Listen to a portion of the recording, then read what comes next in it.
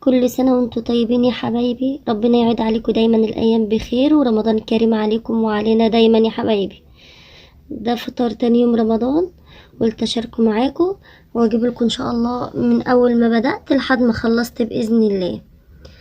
أنا هنا بدأت وسميت بالله وبدأت بالعصاير بتاعتي. أنا عندي أول حاجة عملتها بسم الله العصير ده.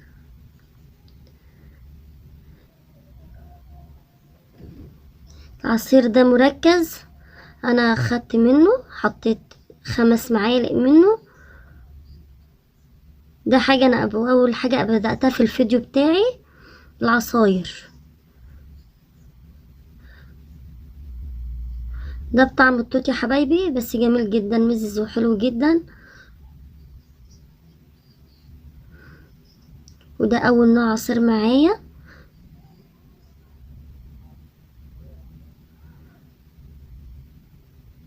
هبدأ كده في النوع التاني، وهو عصير ليمون بالنعناع، وده العشق بتاعي بالنسبة لي على الفطار، لازم يبقى موجود على الفطار بتاعي. هقشر الليمون واحط نعناع سواء اخضر او لو مجفف عندك هتحطي منه، ويكون ساقع كده، الا بالله حاجه كده تحفه.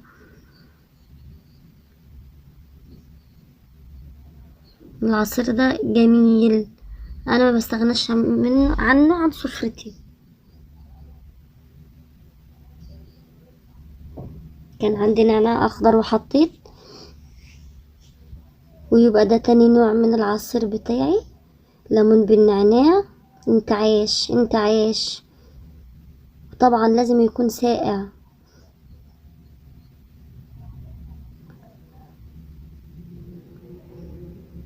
ما شاء الله.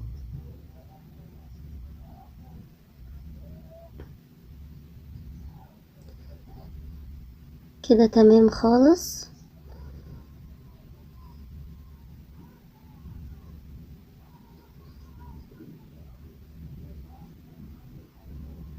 ابدأ اصب معين.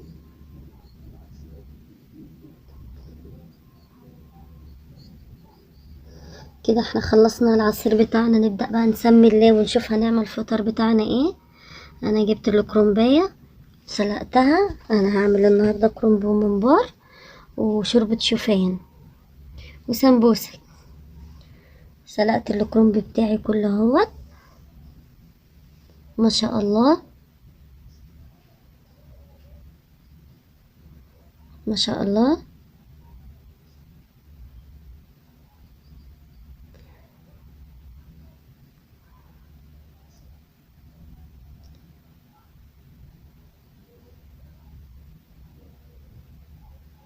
كده خلاص انا بدأت اخلص الكمية بتاعتي كلها.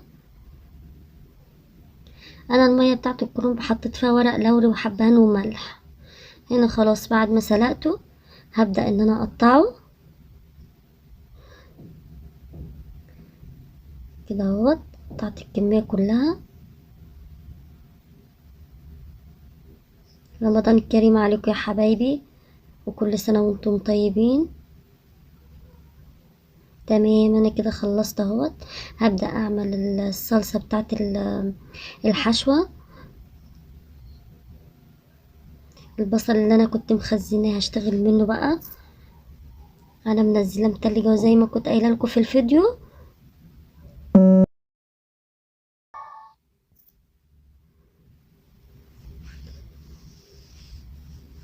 لازم البصل ينزل وهو متلج كده يا حبايب قلبي، عشان خاطر مش يعني مش يبقى ليه ريحه كده، ملوش ريحه. جميل جدا بسم الله ما شاء الله. انا كده خلاص البصله بتاعتي دبلت يا حبايبي، انا مش عايزاها تاخد لون، هي دبلان بسيط. هنزل بالصلصه بتاعتي.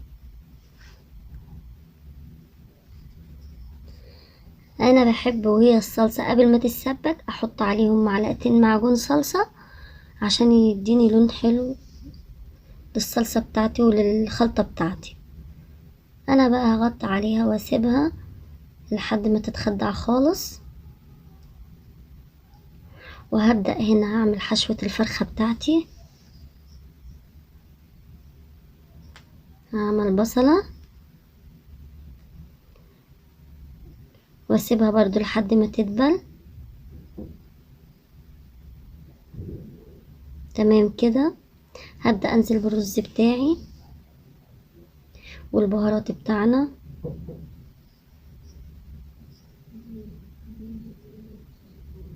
تمام.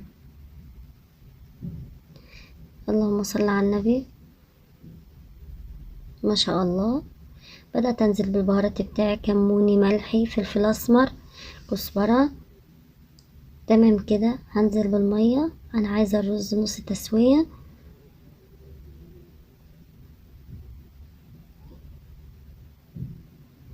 هسوي نص تسوية. تمام.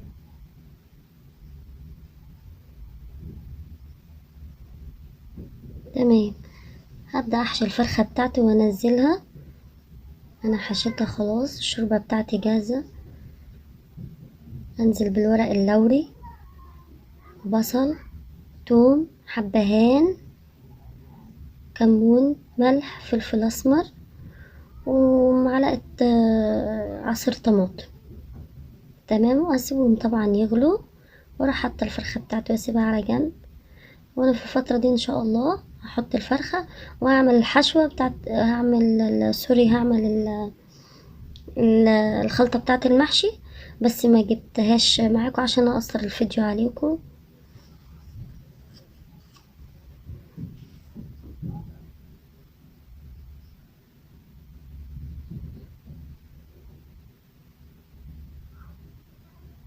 تمام كده. انا هنا خلاص عملت الخلطة بتاعتي، وكان عندي منبار حشيته وحطيته في الشوربة، كنت عامله له شوربة لوحديها ونزلت بيه بالمنبار. وهبدأ بقى ان انا احشي المحشي بتاعي. انا حشيت الممبار وعملت الخلطة، يعني مش صورتها عشان اقصر عليكم الفيديو يا حبايبي. هنا قطعت بصل طرنشات وطماطم طرنشات.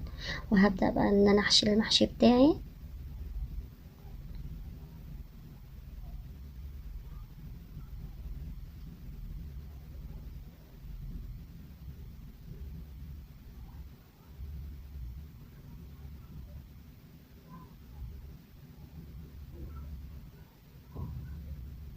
ما شاء الله.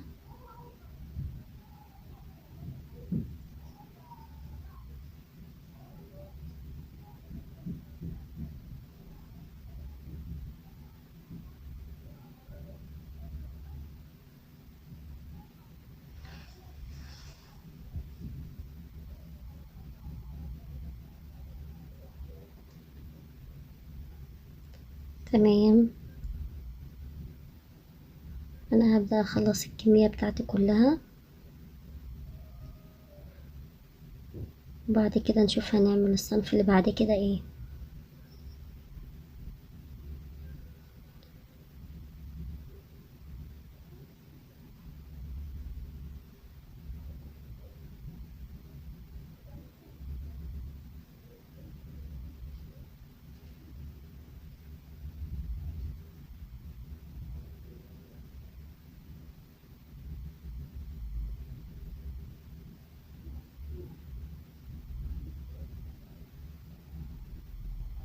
انا كده ان شاء الله اكون خلصت الكمية بتاعتي كلها.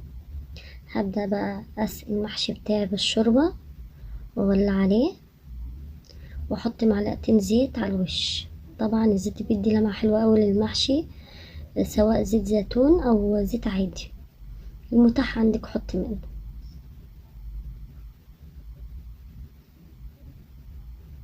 تمام كده. انا هحط الزيت اهوت. ما شاء الله. ما شاء الله، لا حول ولا قوة الا بالله. اللهم صل وسلم وبارك على سيدنا محمد. جميل جدا. خلاص بقى هولع عليه واشوف الصنف اللي بعد كده هنعمل ايه ان شاء الله.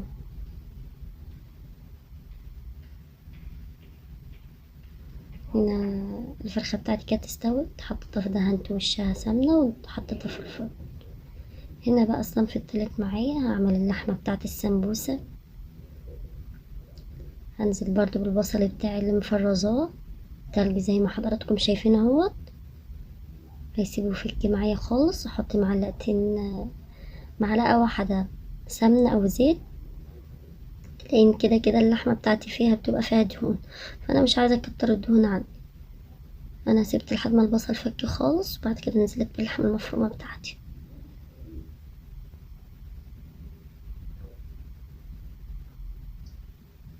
انا هنا كنت يا حبايبي المفروض احط بصل جزر مبشور، بس نسيته صراحة، يعني انا بشرته حطيته في جنب ونسيت احطه، فمش مشكلة.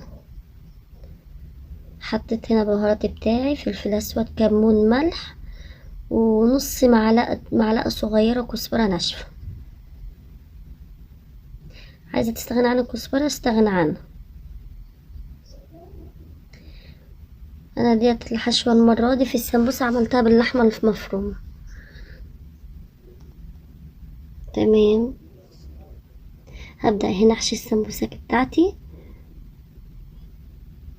وصراحة انا المرة دي برضو ما قالتش السمبوسك، انا حطيتها في الفرن، يعني يا دوبك دهنت الصينية زبدة ورحت حطها في الفرن. طلعت احلى بكتير من ان انت تقليها في الزيت، وجربيها وعلى ضمانتي. ولا شاربة زيت طبعا، بكمن ما احنا مش حاطين لها زيت ولا حاجة، فمش شاربة زيت، وحلوة جدا وخفيفة جدا جدا جدا. انا هعمل كمان واحد او اتنين معاكم، وهبدأ ان انا ارصها في الصينية بتاعتي وانزلها في الفرن. احطها في الفرن. هنا اللحمة المفرومة لو عايزة تزودي فيها فلفل زودي، عايزة تحطي خضار حطي خضار، تبقى جميلة قوي وهي عليها خضار. جزر مبشور. المرة الجاية ان شاء الله نعملها بمكس جبن، بتبقى برضو حلوة قوي، بالذات الجبنة القديمة اللي هي بتبقى حادقة شوية.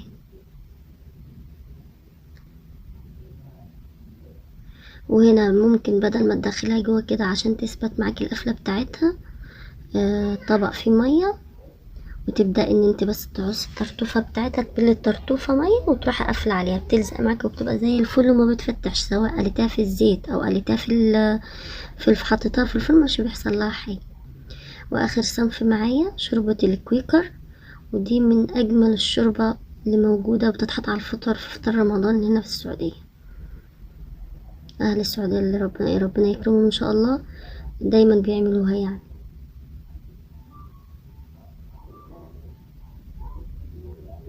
انا هنا شوحت البصلة برضو دبلتها، ونزلت بأربع معالق شوفان او كويكر.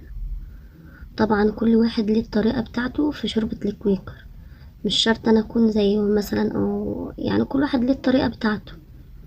انا هنا شوحت الكويكر مع البصلة، وهبدأ انزل بكمان معلقة سمنة او زيت زي ما تحبي. هسيبها يشوحوا كويس مع بعضيها. الشوربة دي خفيفة جدا وحلوة جدا جدا جدا وصحية. انا هنا كنت عاملة لحمة مفرومة، حطيت لحمة مفرومة، لو عندك هي بتبقى جميلة بصدور الفراخ، انا عملتها بلحمة مفرومة، كان المتاح عندي لحمة مفرومة. كنت مشوحاها مع اللحمة المفرومة، كنت شوحتها وحطيتها عليها. وادي الجزر اللي انا كنت عاملاه للسمبوسة حطيته عليها. ما نفعش في بس في السمبوسة نفع في الكويكر. وبرضو الكويكر ممكن نحط عليه خضار يبقى جميل جدا. تمام كده خلاص. هبدأ بقى انزل بالشوربة بتاعتي.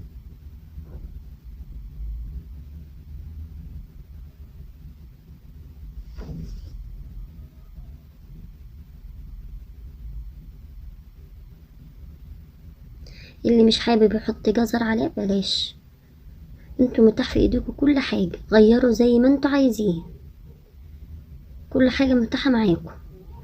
انا هسيبها تغلي بقى ان شاء الله. وبعد كده خلاص الممبار بتاعي استوى، هحمره. انا جايبه لكم وانا بحطه بس كده، خلاص انا هحمره بقى. وخلاص كده يا حبايبي، الفيديو بتاعنا يكون خلص، ويا رب ينول اعجابكم، وكل سنة وانتم طيبين، ورمضان كريم عليكم وعلينا وعلى الأمة الإسلامية أجمعين.